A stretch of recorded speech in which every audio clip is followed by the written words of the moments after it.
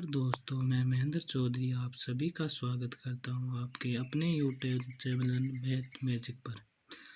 आज हम कैलेंडर से संबंधित महत्वपूर्ण प्रश्न जो भी आपके एग्ज़ाम में आए वो पढ़ेंगे। कैलेंडर का मैं ये पहला पार्ट लेकर आया हूँ, दूसरे पार्ट में आपका कैलेंडर पूरा करा दूँगा। मेरे ये दोनों वीडियो देखने के बाद मैं आपको गारंटी देता हूँ कि कैलेंडर से संबंधित जो भी प्रश्न आएंगे वो आप आसानी से कर लोगे। तो चलते हैं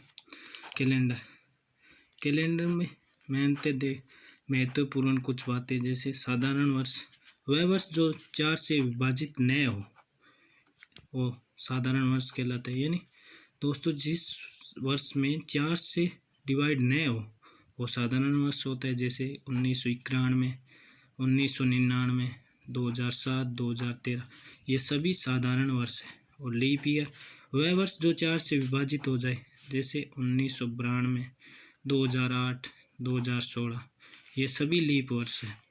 लीप वर्ष में फरवरी माह 29 दिन का होता है। ये दोस्तों आपको याद रखना है कि लीप वर्ष में फरवरी माह कितने दिन का होता है, 29 दिन का। सामान्य वर्ष जिस वार को प्रारंभ होता है उसी वार को समाप्त हो जाता है। ये महत्वपूर्ण बात है। यानी सामान्य वर्ष जिस वार को प्रारंभ होता है उसी वार को समाप्त होता है। जैसे 1 जनवरी 2005 को सोमवार था तो 31 दिसंबर 2005 को भी सोमवार ही होगा। लीप वर्ष जिस वार को प्रारंभ होता है उससे अगले वार को समाप्त होता है। दोस्तों लीप वर्ष जिस वार को प्रारंभ होता है उससे अगले वार को, यानी 1 जनवरी जैसे 2008 को मंगलवार था तो 31 दिसंबर 2008 को क्या होगा, यहाँ लीप वर्ष है तो ये एक दिन आगे यानी बुधवार को समाप्त होगा। अब कुछ कोड हैं दोस्तों जो आपको याद करने होंगे, जो आपके कोई भी सवाल हो उसको हल करने में बहुत ही आसान बना देंगे। जैसे 144, 025, 036, 146 ये सामान्य वर्ष के कोड है। और उसी प्रकार लीप वर्ष के कोड है 034, 025, 036, 146। अंतर इतना ही है कि लीप वर्ष में फरवरी 29 की हो तो जनवरी का कोड 0 और 3 और सब सेम है। अब इनसे आप ये कैसे, यदि जनवरी का कोड ये फरवरी का, ये मार्च का, ये अप्रैल का, मई, जून, जुलाई, अगस्त, सितंबर, अक्टूबर, नवंबर, दिसंबर, उसी अनुसार लीप वर्ष में भी जनवरी का, फरवरी का, मार्च का, अप्रैल का, मई का, जून, जुलाई, अगस्त, सितंबर, अक्टूबर, नवंबर और दिसंबर का कोड है। इन कोडों से आप वो सवाल हल कर लोगे जैसे आपसे पूछे कोई कि सामान्य वर्ष का जनवरी माह किस माह के समान होगा, तो इसका कोड 1 है और इसका भी कोड 1 है। यानी अपन कह सकते हैं कि सामान्य वर्ष का जनवरी माह और अक्टूबर माह एक समान होंगे। वैसे भी जैसे सामान्य वर्ष का फरवरी माह और मार्च माह समान होंगे, साथ में नवंबर भी समान होगा। उसी प्रकार सामान्य वर्ष का सितंबर और दिसंबर समान होंगे, कोड समान तो वर्ष भी समान। और लीप वर्ष में जिस प्रकार जनवरी महीना किसके समान होगा, तो जनवरी महीना अप्रैल के समान होगा और ये भी समान होगा। इसके बाद दोस्तों हम अब शताब्दी कोड की बात करते हैं। शताब्दी कोड जैसे 1600 का 6, 1700 का 4, 1800 का 2, 1900 का 0, 2000 का 6। ये कोड दोस्तों कैसे बना मैं आपको बताता हूँ। जैसे 1600 एक लीप शताब्दी, उसके लिए 6 कोड है, ये आपको याद रखना है। 1600 लीप शताब्दी से एक आगे वाली शताब्दी के लिए कोड होगा 4।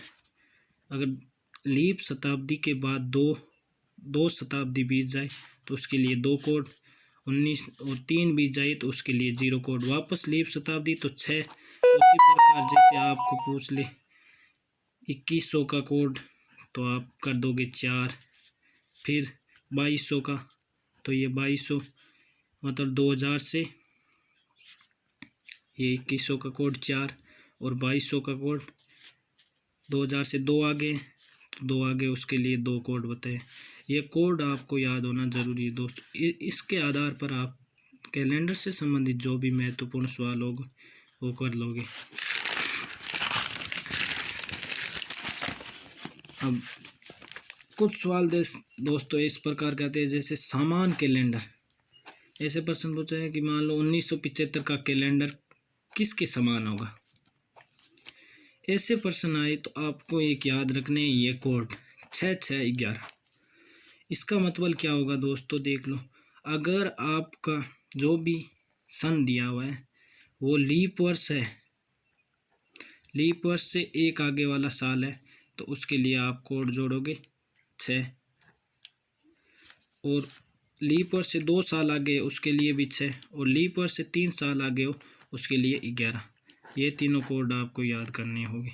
जिस प्रकार 1975 लीप वर्ष से कितना आगे है, 1972 लीप वर्ष होता है, 73 74 यानी 2 आगे, 73 74 75 3 आगे, तो 3 आगे के लिए क्या जोड़ेंगे 11, तो यानी 1975 प्लस 11 यानी 1986 का कैलेंडर 1975 के कैलेंडर के समान होगा।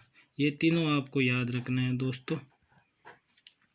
पीछे होगा, अगर पीछे का वर्ष पूछे तो इन तीनों को घटा देंगे, मान लो 6 6 घटा देंगे 11, पहले साल के लिए 6 जोड़ देना, दूसरे के लिए 6, तीसरे के लिए 11। उस प्रकार आगे बढ़ते हैं। अब शताब्दी के अंतिम दिन प्रथम दिन कौन कौन से हो सकते हैं, उसके लिए भी एक शानदार ट्रिक है। शताब्दी के अंतिम दिन देख लो, सोमवार को लेना है, मंगलवार छोड़ दिया, बुधवार ले लिया, बृहस्पतिवार छोड़ दिया, शुक्रवार ले लिया, शनिवार छोड़ दिया, रविवार ले लिया। ये 4 शताब्दी के अंतिम दिन हो सकते हैं। उसी प्रकार शताब्दी के प्रथम दिन, अब जो भी अपन ने छोड़े प्लस एक सोमवार, ये शताब्दी का अंतिम भी हो सकता है, प्रथम दिन भी हो सकता है। मंगलवार अपन ने छोड़ा था तो मंगलवार ले लिया, यहाँ गुरुवार छोड़ा था तो गुरुवार ले लिया, और शनिवार छोड़ा था तो शनिवार ले लिया। अब एक बात और याद रखनी है आपको दोस्तों, कि ये भी कुछ कोड हैं जो आपको याद रखने होंगे। जैसे रविवार के लिए 1, सोम का 2, मंगल 3, बुधवार 4, गुरुवार 5, शुक्रवार 6, शनिवार 0। यानी अगर 1 शेषफल बचे तो मान लेना रविवार है, 2 शेषफल बचे तो सोमवार, 3 शेषफल बचे तो मंगलवार, 4 शेषफल तो बुधवार, 5 शेषफल तो गुरुवार, 6 शेषफल तो शुक्रवार, और 0 शेषफल बचे तो शनिवार। अब सभी कोई भी सवाल हो उसको निकालने का एक सूत्र होता है दोस्तों। ये वो सूत्र है, दिनांक प्लस महीना कोड जो मैंने आपको पीछे बताया था, शताब्दी कोड, वर्ष, और उसमें कितने लीप वर्ष है उसको डिवाइड कर देंगे 7 से। ये सूत्र आपको एकदम याद होने चाहिए, और कुछ कोड मैंने बताए वो याद होने चाहिए। कोई भी प्रश्न हो आप आसानी से हल कर सकते हैं, और इसका दूसरा पार्ट मैं जल्दी से ही लेकर आऊँगा दोस्तों। अगर आपको मेरा वीडियो ये पसंद आया तो इसे लाइक और सब्सक्राइब, चैनल को सब्सक्राइब ज़रूर करें। धन्यवाद।